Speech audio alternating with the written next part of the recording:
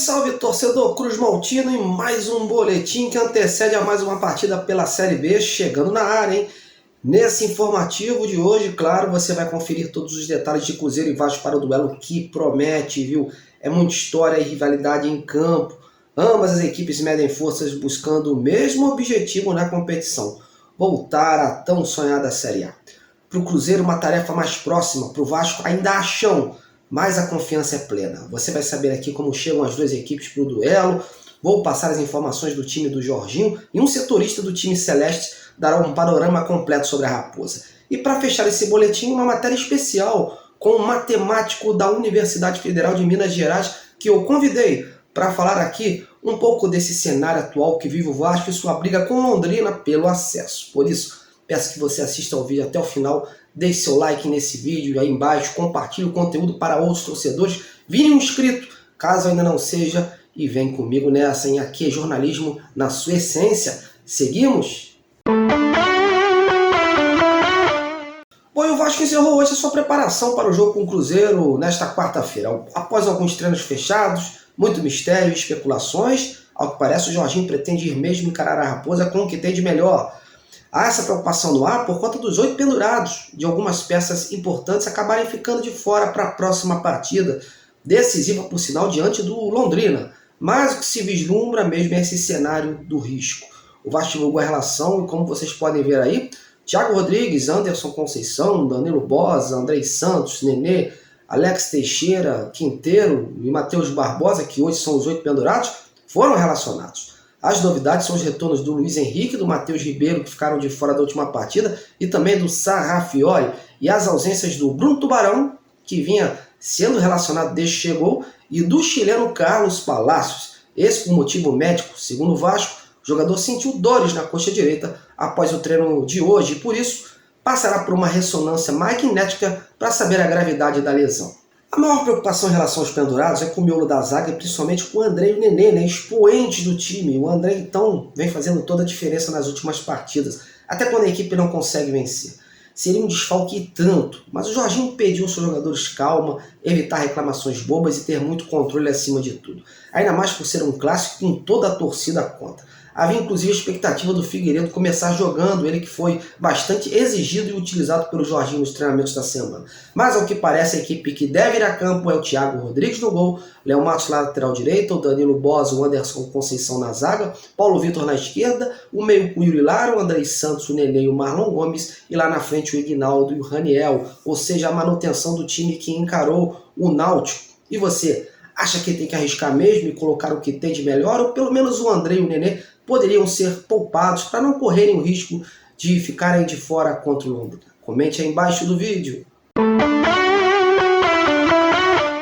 Bom, agora chegou a hora de falar do Cruzeiro, nosso adversário de quarta. Olha, por lá, como já falei dias atrás, a confiança é total numa boa partida e no objetivo a alcançar o acesso para a Série A.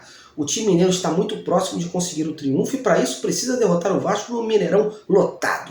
Mas quem vai falar desse clima, de como chega a Raposa para esse confronto, é o meu colega Sulimar Silva, da Rádio Inconfidência. Sulimar, seja bem-vindo e traga mais detalhes para a gente. Olá pessoal, o time do Cruzeiro que está se preparando para essa partida contra o Vasco da Gama tem todo mundo à disposição. O técnico Paulo Pessolano não tem desfalques. O último desfalque que ele teve foi o William Oliveira, atleta que cumpriu suspensão no jogo contra o CRB e está já de volta ao time do Cruzeiro.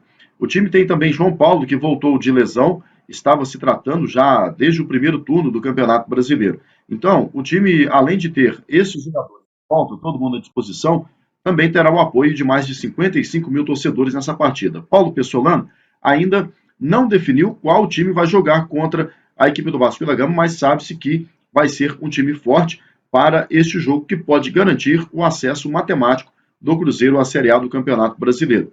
O Ronaldo estará presente também ao Estádio Mineirão e fica a expectativa também do dia do jogo, quarta-feira pela manhã, quando há uma atividade. A relação de jogadores, o Cruzeiro também vai divulgar em pouco tempo, mas sabe-se que teremos uma boa partida dentro do Estádio Mineirão neste confronto contra a equipe do Vasco da Gama. Direto dos estúdios da Rádio Inconfidência em Belo Horizonte, falei sobre o Cruzeiro para vocês ligados aqui no canal. Um abraço, gente! Valeu, amigo! E olha, além de todos os jogadores disponíveis, como o Sulimar falou aí, o Cruzeiro terá comissão técnica completa, viu? Havia a possibilidade do técnico Paulo Pesolano ser suspenso hoje pelo STJD, no julgamento que aconteceria pela manhã, por conta da sua suspensão no jogo contra o Grêmio, mas ele foi absolvido. Sendo assim, o Uruguai terá condições de acompanhar a equipe no jogo, que pode marcar o acesso do clube para a Série A. E sobre as expectativas desse acesso e o duelo com o Vasco, hoje o zagueiro cruzeirense Eduardo Brock conversou com jornalistas. A ansiedade pela partida está a mil por lá, mas pelo menos o discurso é de pés no chão diante do Vasco, hein? Ouça aí. Primeiramente estamos falando de um clássico, né? Um jogo importantíssimo, um dos maiores jogos da Série B, novamente, que a gente tem pela frente. É um momento muito bom do Cruzeiro na competição, é um momento muito importante de a gente concretizar esse trabalho que foi bem feito desde lá de janeiro, em todas as competições, em todos os dias que foi trabalhado, foi evoluído. Então isso é um momento de coroar, mas sabemos que é um jogo dificílimo.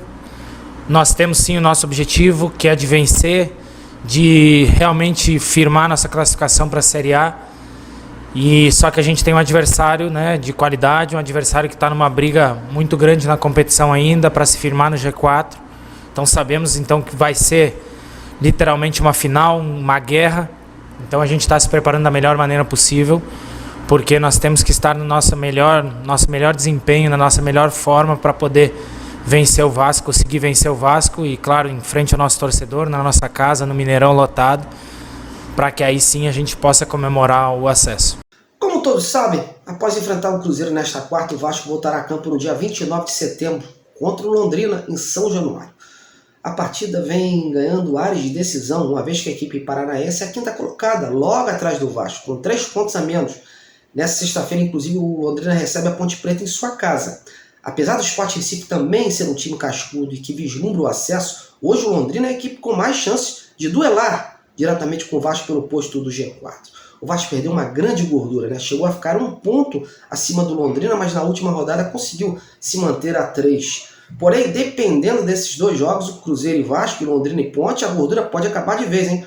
Por conta dessa preocupação, resolvi convidar um matemático para analisar esse cenário pelo acesso envolvendo Vasco e Londrina. O professor da UFMG, Universidade Federal de Minas Gerais, Jussione Nonato, profissional bastante requisitado em relação às probabilidades do futebol. O torcedor vascaíno vive uma certa apreensão, né? Ainda mais que o Vasco pega o líder da Série B fora de casa, onde não vence há 7 jogos, e vence o próximo adversário Londrina, que está de olho no G4, pegar uma equipe em casa, em que pese a Ponte também ter feito bons jogos no segundo turno e ter conseguido uma boa recuperação.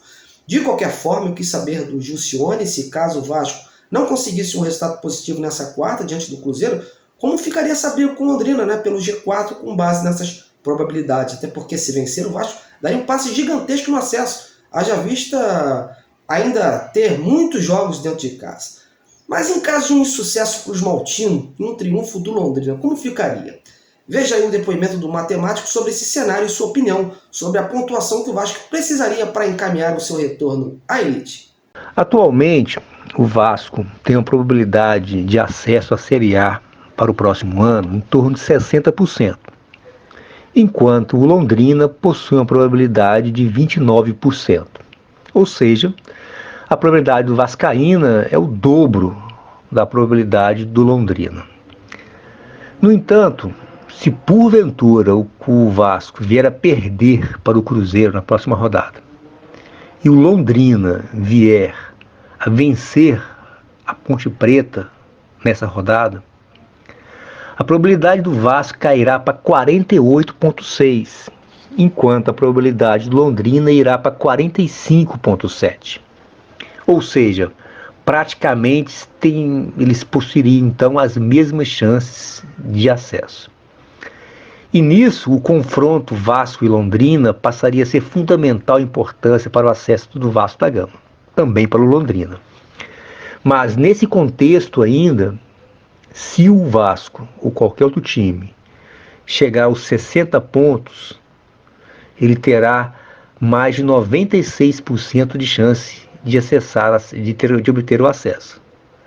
Então, nesse momento, o Vasco só depende de si. Agradecendo desde já ao professor Jussione pela sua participação aqui no canal. Meus amigos, o Vasco depende de si, não pode dar mole, né? Já teve uma enorme gordura e viu lá ruir quase que por completo por conta de erros imperdoáveis, não só do time, como na direção, nas escolhas que a direção fez.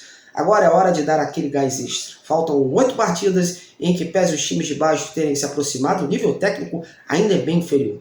Dá perfeitamente para o Vasco alcançar o seu principal objetivo na temporada. Agora é a hora da verdade, né? Bom, vou ficando por aqui, espero que tenham gostado do conteúdo. Em breve estou de volta, hein, com mais informações sobre o Vascão. A você, meu muito obrigado, um grande abraço e até a próxima.